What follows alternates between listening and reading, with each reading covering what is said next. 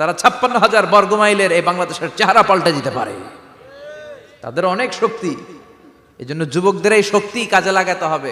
বিশ্বনবী যখন 15 কিংবা 20 বয়স, কোনো বর্ণনায় এসেছে 15, কোনো বর্ণনায় 20, তখন তিনি একটা ছাত্র সংগঠন করেছিলেন, ইয়াং স্টারদের একটা অর্গানাইজেশন করেছিলেন। ওটার নাম তিনি দিয়েছিলেন হালাফুল ফুদুল। হালাফুল ফুদুল, ওইটারই আমরা বাংলায় কি বলি? হেলফুল ফুজুল। হালাফ মানে শপথ, oath, we take an oath in the name of Allah. আল্লাহর নামে শপথ নেয়ারে বলে হালাফ। আর ফাদিলা, ফাদলুন, এগুলোর প্লুরাল হচ্ছে ফুদুল। ফুদুল মানে ভালো কাজ। ভালো ভালো কাজের উপর বিশ্বনবী যুবকদেরকে একত্রিত করলেন যে মক্কা শহরে কোনো টেন্ডারবাজি চলবে না, কোনো চাঁদাবাজি চলবে না, দুর্বলের উপর সবলের অত্যাচার চলবে না, জালিমের জুলুম চলবে না, হত্যা চলবে না, ধর্ষণ চলবে না, রাহাজানি চলবে না। মক্কা শহরটারে শান্তির শহর বানাতে হবে। যুবকরা এই দায়িত্ব কাঁধে নিয়েছে। কারা? মুরব্বীরা না, যুবকরা। যুবকদের আছে প্রাণ ঢালা উচ্ছ্বাস, অনেক শক্তি। এজন্য যুবকদেরকে ভালো কাজে আসতে হবে। যুবকরা চাইলে এই দেশের চেহারা পাল্টে দিতে পারে। এদেশে যুবক ভোটার আছে কয়জন জানেন? নতুন করে যুবক ভোটার হয়েছে 2 কোটি। কয় কোটি? 2 কোটি না? Can you imagine that? কল্পনা করতে পারেন? They can change Bangladesh, they can change the face of Bangladesh. তারা 56,000 বর্গমাইলের এই বাংলাদেশের চেহারা পাল্টে দিতে পারে। তাদের অনেক শক্তি। এই জন্য যুবকদের এই শক্তি কাজে লাগাতে হবে। ফেন্সিডিল, গাঁজা, ইয়াবা, হিন্দি সিনেমা, এগুলোর পিছনে দৌড়ানো যাবে? পর্নোগ্রাফির পিছনে ছোটা যাবে? যুবক বয়সে ভয় করতে হবে কারে? চিল্লায় বলেন কাকে? আল্লাহ আমার যুবক ভাইদেরকে তুমি তৌফিক দাও। বিশ্বনবী এই হালাফুল ফুদুল তিনি গঠন করলেন মক্কাতুল মুকাররমাতে। পুরো মক্কা শহরটা শান্তির শহর হয়ে গেল। সুবহানাল্লাহ। এজন্য আল্লাহ ডেকে বললেন, গোলাম, এটা বিপ্লবী বাণী। এই কালেমার আন্দোলন যারা করে তারা আল্লাহ ছাড়া পৃথিবীর কাউরে ভয় পায় না। আর তারা চায় কালেমার পতাকা পৃথিবীর মধ্যে যেন পথ পথ করে উড়ে, ঠিক কিনা? বাংলার জমিনে কালেমার পতাকা উড়ুক, আমরা চাই কি চাই না? কোনো একদিন এ দেশের আকাশে কালিমার পতাকা উড়বে, সেদিন সবাই খোদাই বিধান পে দুঃখ বেদনা ভুলবে। কোনো একদিন এ দেশের আকাশে কালিমার পতাকা উড়বে, সেদিন সবাই খোদাই বিধান পে দুঃখ বেদনা ভুলবে। চিৎকার করে বলেন ঠিক কিনা? এই কালেমার সমাজ যদি হয়, ওই সমাজে কেউ লাঞ্ছিত হবে না, ওই সমাজে কোনো নারী নিগৃহীতা হবে না, ওই সমাজের কোনো কাজের মেয়েরা ধর্ষিত হবে না, ওই সমাজে দুর্নীতি থাকবে না, ঘুষ থাকবে না, চাঁদাবাজি থাকবে না, টেন্ডারবাজি থাকবে না। সমাজটারে শান্তি দিয়ে সমৃদ্ধ করে দিবে কে? এজন্য সব সময় জিকির করতে হবে একজনের। চিল্লায় বলেন তিনি কে? শ্রেষ্ঠ জিকির হচ্ছে লা ইলাহা ইল্লাল্লাহ। করতে রাজি আছেন? সব সময় জিকিরটা করতে রাজি আছেন? Every night and every day,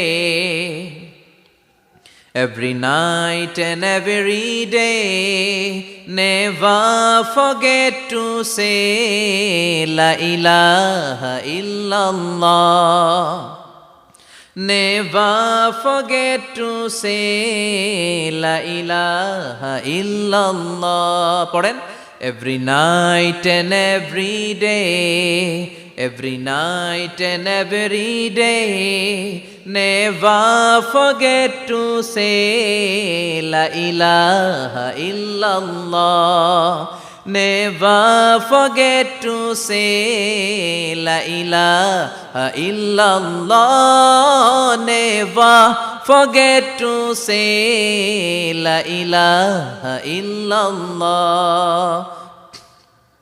When you're walking down the street, use your time and repeat and say in every heartbeat la ilaha illallah. When you're walking down the street, Use your time and repeat and say in every heartbeat La ilaha illallah. Every night and every day, every night and every day, never forget to say La ilaha illallah. চিল্লায় বলেন ঠিক কিনা? দিনে রাতে যে কোনো মুহূর্তে আমাদের জিহ্বার মধ্যে থাকবে কি? কথা বলেন, জিহ্বায় থাকবে কি? এজন্য বিশ্বনবী বললেন আফদালুয যিকরি লা ইলাহা ইল্লাল্লাহ, আল্লাহর কাছে সবচাইতে প্রিয় জিকির হলো লা ইলাহা ইল্লাল্লাহ। আবার বিশ্বনবী বললেন আহাব্বুল কালামে ইলাল্লাহি আরবাআ, আল্লাহর কাছে সবচাইতে প্রিয় কথা হলো চারটা। কয়টা? সুবহানাল্লাহ, আলহামদুলিল্লাহ, লা ইলাহা ইল্লাল্লাহ। সুবহানাল্লাহ,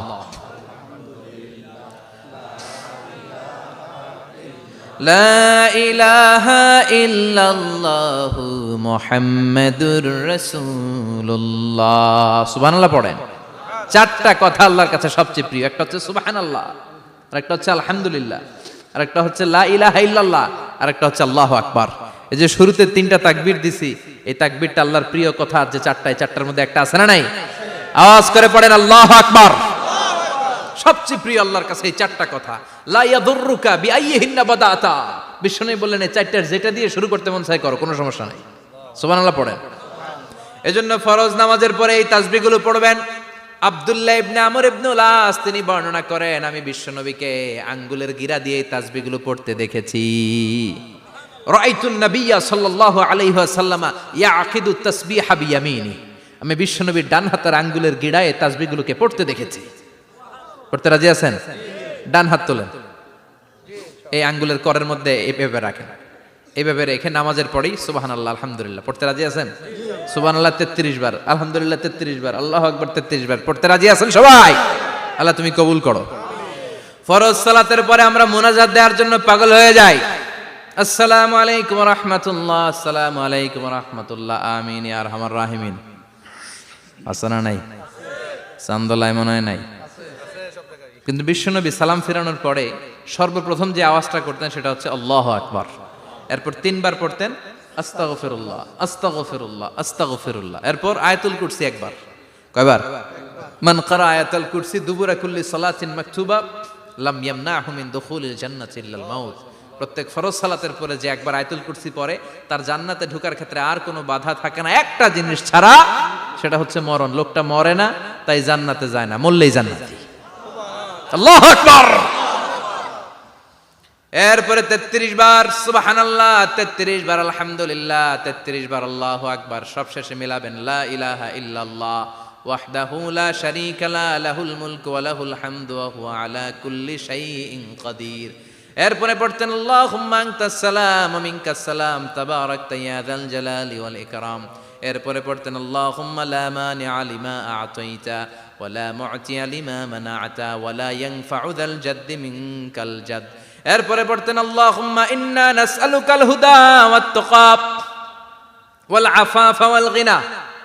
এরপরে পড়তেন আল্লাহুম্মা আ'ইন্না আলা যিকরিকা ওয়া শুকরিকা ওয়া হুসনি ইবাদাতিক। সুবহানাল্লাহ পড়েন। কত তাসবিহ, কত দোয়া। আবার ফজরের সময় পড়তেন আল্লাহুম্মা বিকা আসবাহনা ওয়া বিকা আমসাইনা ওয়া বিকা নাহইয়া ওয়া বিকা নামুতু ওয়া ইলাইকান নুশুর। সুবহানাল্লাহ পড়েন। এগুলো পড়ে না? আল্লাহুম্মা আমিন ইয়া আরহামার রাহিমিন। কত বড় ডাকাত। ফরজ সালাতের পরে তাসবিহগুলো পড়বেন। কথা বলেন, পড়তে রাজি আছেন সবাই? আর তাসবিহ শেষ হলে দোয়া করেন, সমস্যা নাই। দোয়া করতে হবে কার কাছে? বিশ্বনবী বললেন আর দোয়া মুখুল ইবাদা, দোয়া হলো ইবাদতের নির্যাস। যার দোয়া নাই ওর কিচ্ছু নাই। দোয়া করেন নাই তো নামাজে কাজ হবে না, দোয়া করেন নাই রোজায় কাজ হবে না। কথা কন। আর দোয়া মুখুল ইবাদা, দোয়া হচ্ছে ইবাদতের নির্যাস। আবার তিরমিজির বর্ণনায় বললেন আর দোয়া হুয়াল ইবাদা, দোয়াটাই নাকি ইবাদত। দোয়াটা ইটসেলফ এইটাই ইবাদত। নামাজ যেমনি ইবাদত, রোজা যেমনি ইবাদত, হাত তুলে যে দোয়া করলেন এইটাও ইবাদত। সুবহানাল্লাহ পড়েন। এটা মুমিনের উইপন, সিলাহুল মুমিন। সাপ্লিকেশন, দোয়ার ইংরেজিতে বলে সাপ্লিকেশন। সাপ্লিকেশন is the weapon of believers. এটা বিশ্বাসীদের অস্ত্র। সবকিছুর কারামতি যেখানে শেষ, দোয়ার কারামতি ওইখানে। এরকম অনেক শুনবেন, ক্যান্সারে আক্রান্ত, দুরারোগ্য ব্যাধি, বাংলাদেশের চিকিৎসা শেষ, ইন্ডিয়া গেছে, কয় বাঁচবো 3 মাস। কয় মাস? এরপরে 7 বছর বাইসা ছিল। কেমনে বাঁচলো? কেমনে? দোয়া। দোয়ার পাওয়ার আছে না নাই? তবে দোয়াটা দোয়ার মতো হতে হবে। সিনসিয়ার দোয়া ইজ লাইক এ মিসাইল। একনিষ্ঠ দোয়া এটা মিসাইলের মতো। মিসাইল হামলা করলে ইঞ্চি ইঞ্চি যেখানে মিসাইল বোমাটা পড়ার কথা ঠিক ওখানে পড়বে। ড্রোন হামলা করলে ঠিক ওখানে, ব্যালিস্টিক ক্ষেপণাস্ত্র নিক্ষেপ করলে লক্ষ্য বস্তু যেমনি ভিত করে, তেমনি দোয়ার মতো দোয়া করলে মুহূর্তেই দোয়া কবুল হয়ে যায়। আমরা দোয়ার মতো দোয়া করতে জানি না, কেমন করে দোয়া করতে হয় আমাদের জানা নাই, এজন্য দোয়াও কবুল হয় না। চিল্লায় এখন ঠিক কিনা? কিন্তু আল্লাহ ওয়াদা দিয়েছেন, উজিবু দাওয়াতাদ দাঈ ইযা, আমার বান্দা দোয়া করলে আমি দোয়া কবুল করি, আমার বান্দা চাওয়া মাত্রই আমি কবুল করে নেই। সুবহানাল্লাহ পড়েন। যত দোয়া আপনি করেছেন সব কবুল, সব, all of your duas are accepted, সব কবুল হয়েছে আল্লাহর কসম। অনেকে বলবে হুজুর এটা আবার কি কইলেন, এতক্ষণ তো ভালোই কইতেছিলেন, সব দোয়া আবার কবুল হয় কেমনে? আমি তো জীবনে কত কিছু চাইলাম, কত কিছুই তো পাই নাই। আছেন এরকম অনেকে, অনেক পেরেশান, আফসোস করে, হুজুর চাইলাম আল্লাহ দিল না। 4টা মাইয়া, এবার কাবা দইরা চাই আইছি পোলার কথা, এটাও হয়েছে মাইয়া। আছে না নাই? 5টা ছেলে হয়েছে, মেয়ের জন্য বুকটা হাহাকার। হজে যে আরাফাতের ময়দানে চেয়ে আসলাম, এইবারও হয়েছে আর একটা পোলা। আছে না নাই? কত কিছু চাইলাম, পাইলাম না, হুজুর দিল না আল্লাহ। বলে না আপনার সব দোয়া কবুল, তবে কবুল হওয়ার 3টা সিস্টেম আছে। কয়টা? চান্দোলার ভাইয়েরা মনে থাকবে কয়টা? আপনি যত দোয়া করছেন সব কবুল, কারণ আল্লাহর কাছে কিছু চাইলে আল্লাহ ফিরায় দিতে জানে না। আল্লাহ জানেই না কেমনে ফিরায় দিতে হয়। সুবহানাল্লাহ কোন? চাওয়া মাত্রই আল্লাহ বলে অ্যাকসেপ্টেড, যা কবুল, দিব দিব না এটা বলতে জানে না, চাওয়া মাত্রই বলে দিব। 3 সিস্টেম। নাম্বার 1, আপনি আল্লাহর কাছে দোয়া করলেন, চাইলেন, আল্লাহ বলে দিব, বলেই তিনি দিয়ে দেন আর আপনি খুশি হয়ে যান, পেয়ে গেলেন। নাম্বার 2, আপনি আল্লাহর কাছে দোয়া করলেন, চাইলেন, তখনও আল্লাহ বলে দিব, তবে এখন না, সবুর, একটু পরে দিব। কখন দিলে আমার জন্য ভালো, আমার চেয়েও ভালো জানে কে? পরে দিবে। নাম্বার 3, চাইলেন, দোয়া করলেন, আল্লাহ তখনও বলে দেব, তবে এখনো না, পরেও না, কিয়ামতের দিন যেদিন বিপদে পড়বে ওই দিন দেব। যেদিন তোর বাবা তোরে চিনবে না, তোর মা তোরে চিনবে না, বন্ধু বন্ধুরে চিনবে না, পীর সাহেব মুরিদরে চিনবে না, মুরিদ পীর সাহেবরে চিনবে না, ইমাম সাহেব মুসল্লিরে চিনবে না, মুসল্লি ইমাম সাহেবরে চিনবে না, কেউ কাউরে চিনবে না, ওই কঠিন দিনে তোরে আমি বাঁচাইয়া দেব। তাইলে দোয়া যা করছেন ছোটবেলা থেকে আজকে পর্যন্ত, লস হয়েছে না লাভ? লস না লাভ? এজন্য বেশি বেশি দোয়া করার দরকার আছে না নাই? জীবনে যদি কোনো নেক আমল থাকে, ওই নেক আমল দিয়ে যদি আল্লাহর কাছে দোয়া করেন, দোয়া কবুল করে নিবে কে? তবে নেক আমলটা হইতে হবে শুধুমাত্র আল্লাহর সন্তুষ্টির জন্য। প্রত্যেকের জীবনেই কিছু আমল আছে যেটা লোক দেখানো করে, আছে না নাই? আবার কিছু আমল আছে আল্লাহরে খুশি করার জন্য করে, আছে না নাই? কথা বুঝতে পেরেছেন? রাত্রিবেলা যাচ্ছেন, কেউ নাই, রাস্তায় হঠাৎ দেখলেন মসজিদ, পাশে লেখা বড় করে দান বাক্স, পকেট থেকে কচকচে 1000 টাকার নোটটা ওইখানে ঢেলে দিলেন দান বাক্সের ভিতরে। কেউ দেখে নাই, দেখছে কে? এটা পৃথিবীর কাউরে দেখানোর জন্য দিছিলেন? এই দানটা আল্লাহর কাছে প্রিয়। গোপন দান আল্লাহর রাগকে কমিয়ে দেয়। সুবহানাল্লাহ বলেন। আল্লাকা সিররুন ইনদাল্লাহ বাইনাকা আনতা ওয়া বাইনাল্লাহ, আল্লাকা সাদাকাতুন তাখফা লা ইয়ালামুহা ইল্লাল্লাহ, আল্লাকা সিররুন ইনদাল্লাহ বাইনাকা আনতা ওয়া বাইনাল্লাহ, আল্লাকা সাদাকাতুন তাখফা লা ইয়ালামুহা ইল্লাল্লাহ। সুবহানাল্লাহ বলেন।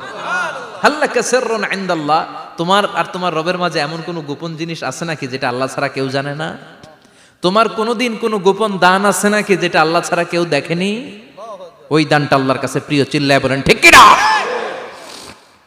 এরকম কোন গোপন আমল দিয়ে যদি আপনি আল্লাহর কাছে ওসিলা করে দোয়া করেন, আল্লাহ ওই কঠিন বিপদের দিনে এই আমলটা করছিলাম শুধু তোমারে দেখানোর জন্য, এর ওসিলায় বাঁচাও, বাঁচাবে কে?